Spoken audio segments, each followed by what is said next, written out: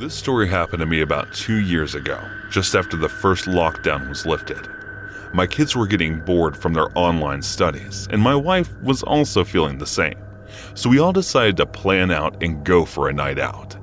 We lived in a small city a little away from the real town area.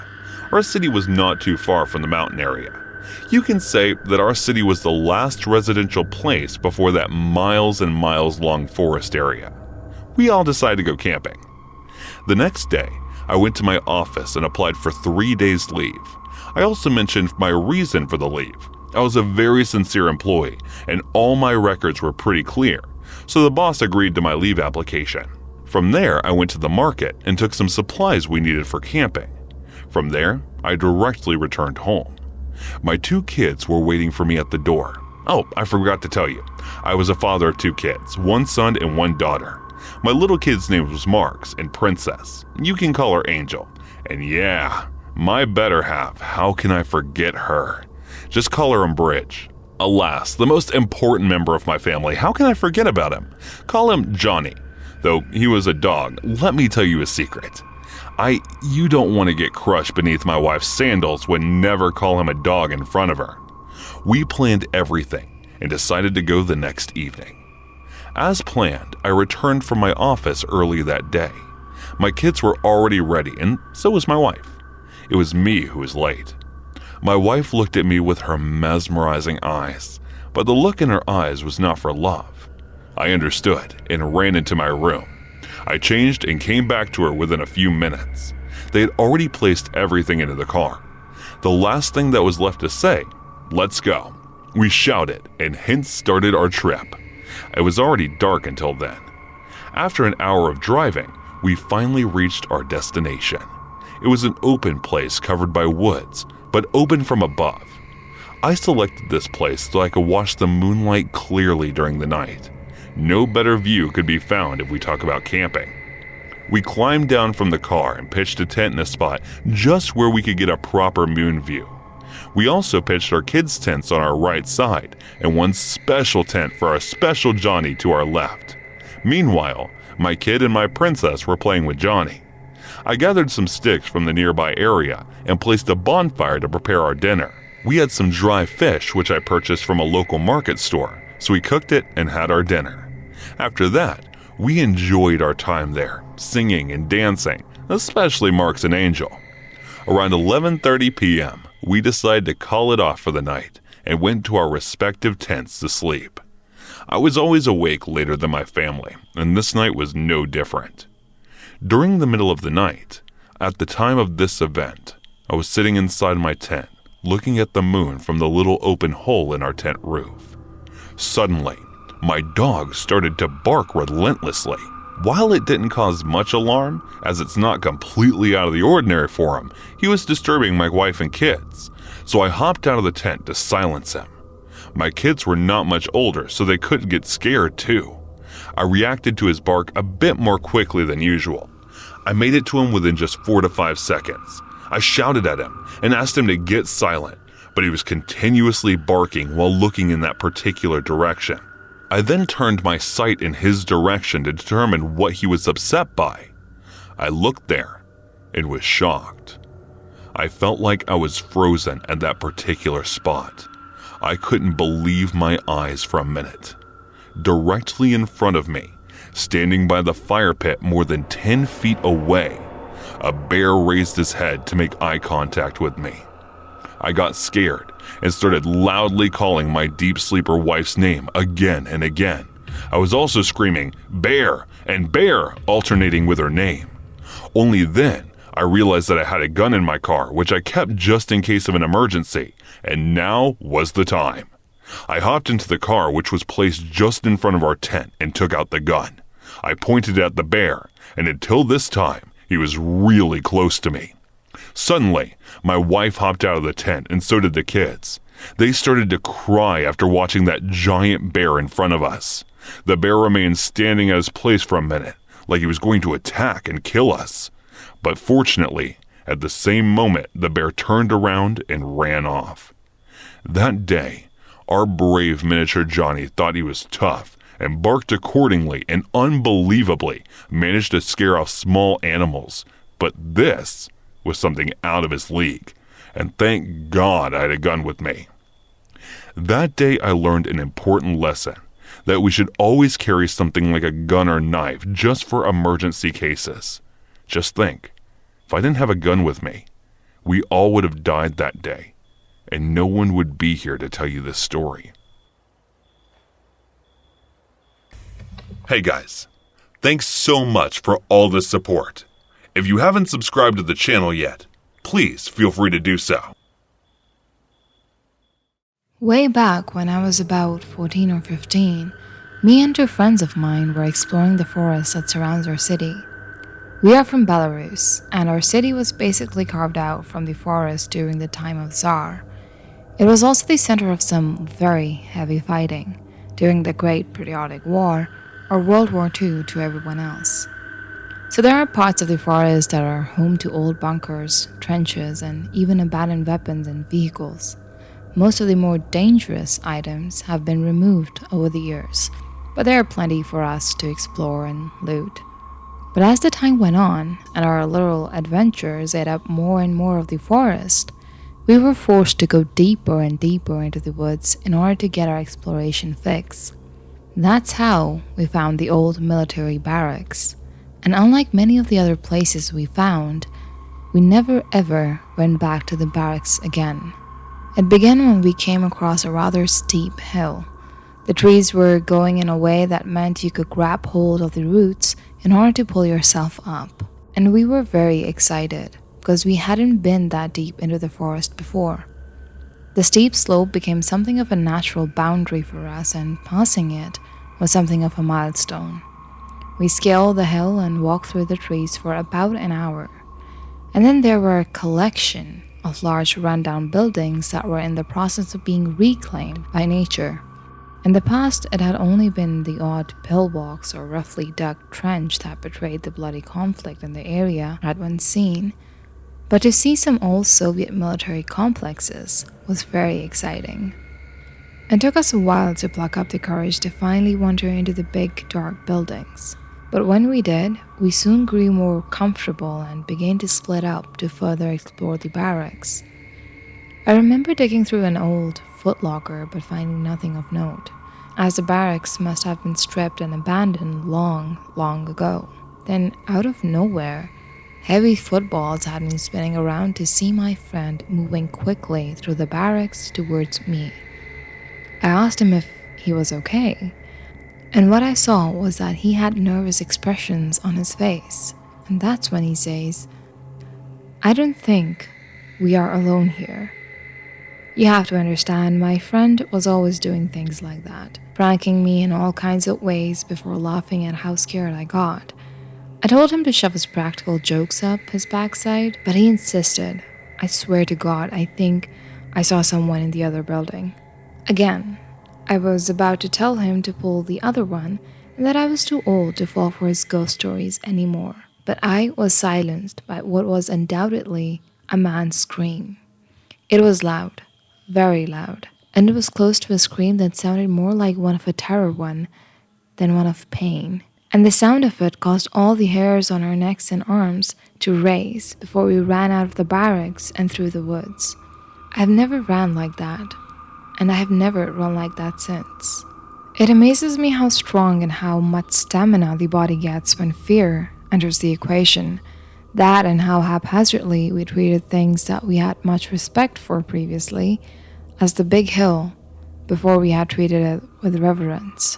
But in fear we practically slid down the thing in seconds, getting scratched by roots and covered in dirt in the process. We had no idea if whoever screamed was following us, but we were also in no mood to look back and find out. We didn't actually stop running until we could see the buildings of our city again, and even then I almost vomited from all the exertion.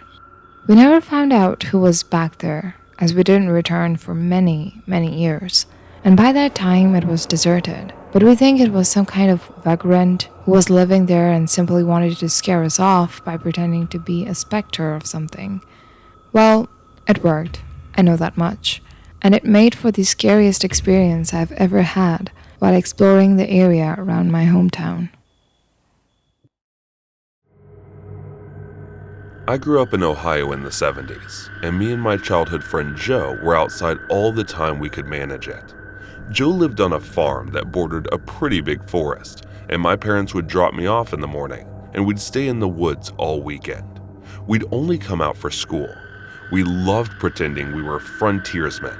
We'd build shelters, traps, practice making fire with sticks, the whole 9 yards. When we got to be in high school, we got the notion to pull a Stand By Me. This is based in a movie of the same name that just come out. The idea was that we'd walk the railroad track out into the country, but instead of looking for a body, we'd find cool bridges to fish from and a camp a little ways off the tracks. Of course, we knew this was dangerous and we'd likely be trespassing, but we were kids. We had a lot of fun. We did find beautiful rivers, we discovered bridges.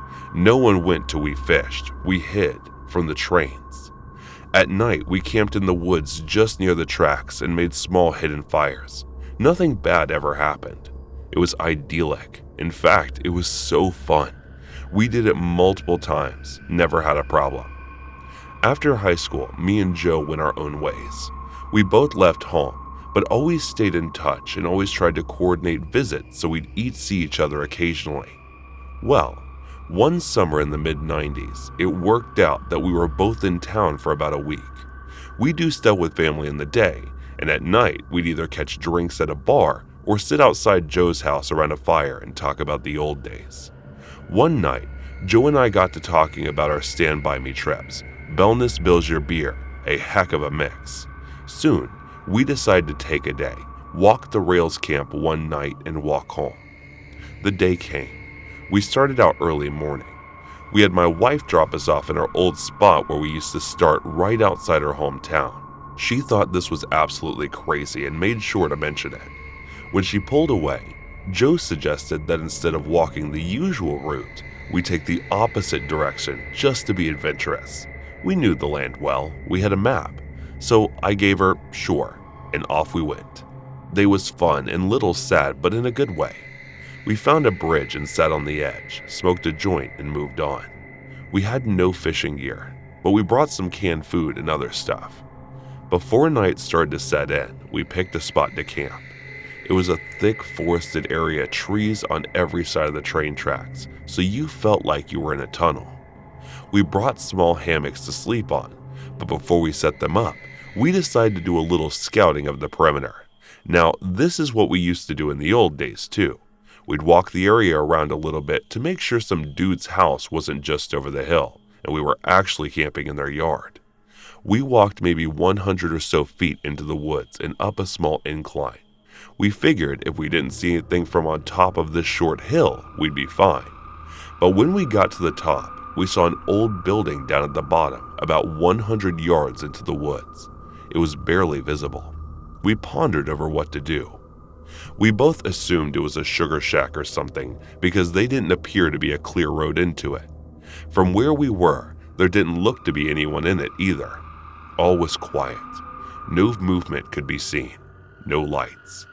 We decided to walk a little closer just to make sure. We came down the hill very slowly, and as we neared the building, we saw it wasn't a sugar shack at all. It was an old church. It looked like it had been abandoned for years. It was a squat, sagging building whose wooden planks were almost black from years of moss and rot. A cross still stood on top of the place, also weathered black. None of the windows had glass, and there was no doors, just open doorways. We got close enough to see inside. There were rows of pews in the built-up section in front of a preacher to stand. We didn't go all the way in. We didn't want to be beyond all. There was no sign of anything else. No footprints, no paths, no rows. It was an abandoned church. We left immediately, went back up the hill to our spot we had fixed to camp. Having a hill between us and the church made us feel better, but we were still a little uneasy.